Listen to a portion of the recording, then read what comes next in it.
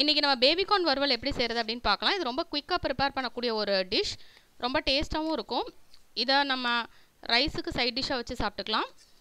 இதை செய்கிறதுக்கு தேவையான பொருட்கள் 10லேருந்து 12 பேபிகார்ன், ஒரு பெரிய வெங்காயம், கருவேப்பிலை, அரை டீஸ்பூன் சோம்பு, 1 டீஸ்பூன் வத்தல் தூள், 1/4 டீஸ்பூன் மல்லித்தூள், 1/4 டீஸ்பூன் மஞ்சத்தூள். ஃபஸ்ட்டு நம்ம பேபிகார்னை ஒரு ப்ரெஷர் குக்கரில் எடுத்து அதை ஒரு சவுண்டு ஹை ஃப்ளேமில் வச்சு குக் பண்ணிவிட்டு அதை ஆஃப் பண்ணிவிடணும். அப்புறம் தண்ணியை வடிகட்டிட்டு அதை சின்ன சின்ன துண்டுகளாக கட் பண்ணி வச்சுக்கணும்.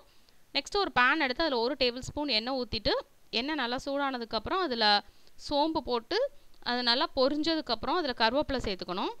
கருவேப்பிலை சேர்த்து நல்லா மிக்ஸ் பண்ணிக்கணும். இது நல்லா மிக்ஸ் ஆனதுக்கப்புறம் நாம் இதில் சின்ன சின்ன துண்டுகளாக கட் பண்ணி வச்சுருக்கிற பெரிய வெங்காயத்தை சேர்த்து வெங்காயம் கலர் சேஞ்ச் ஆகிற வரைக்கும் ஃப்ரை பண்ணணும். வெங்காயம் நல்லா பொன்னிறமாக கலர் சேஞ்ச் ஆனதுக்கப்புறம் இதில் வத்தல் தூள், மல்லித்தூள், மஞ்சத்தூள் சேர்த்து தேவையான அளவு உப்பு சேர்த்து அதை நல்லா மிக்ஸ் பண்ணி விட்டுக்கணும்.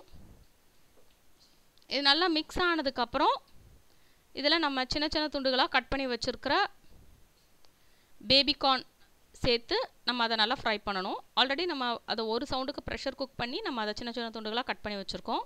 ஒரு சவுண்ட் நம்ம ப்ரெஷர் குக் பண்ணிட்டோம் அப்படின்னா அது குயிக்காக இதில் ஃப்ரை ஆகிடும், இல்லைனா ரொம்ப நேரம் ஆகும். நீங்கள் அப்படியே கூட வச்சு ஃப்ரை பண்ணலாம். இது நல்லா மசாலா கோட்டாகிற வரைக்கும் ஒரு 5 நிமிஷம் நம்ம லோ ஃப்ளேமில் வச்சு ஃப்ரை பண்ணிட்டோம் அப்படின்னா பேபிகார்ன் வறுவல் ரெடி ஆயிரும். நீங்கள் இந்த ரெசிபியை கண்டிப்பாக ட்ரை பண்ணி பாருங்கள். இந்த ரெசிபி உங்களுக்கு பிடிச்சிருந்ததுன்னா லைக் பட்டன் கிளிக் பண்ணுங்கள். உங்கள் ஃப்ரெண்ட்ஸோட இந்த ரெசிபியை ஷேர் பண்ணுங்கள். மறக்காமல் சேனலுக்கு சப்ஸ்கிரைப் பண்ணுங்கள்.